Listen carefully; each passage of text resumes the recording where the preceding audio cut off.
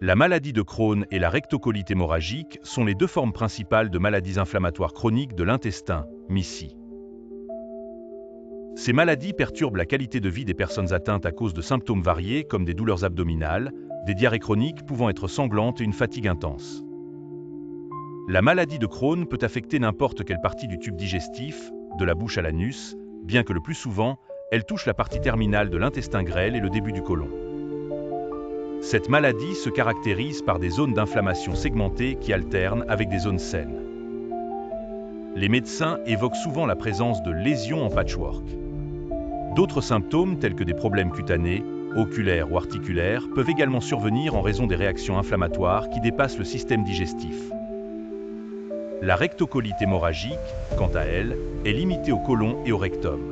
Elle est marquée par une inflammation continue, sans zone saine entre les zones malades, qui commence généralement au rectum et peut remonter tout le long du côlon.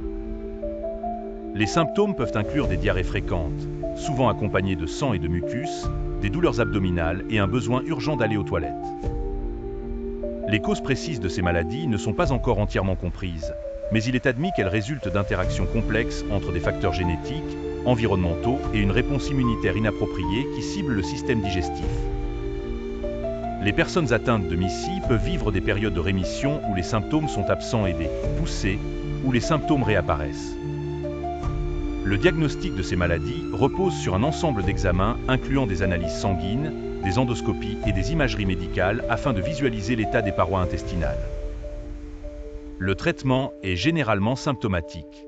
Il vise à réduire l'inflammation et à maintenir les patients en rémission.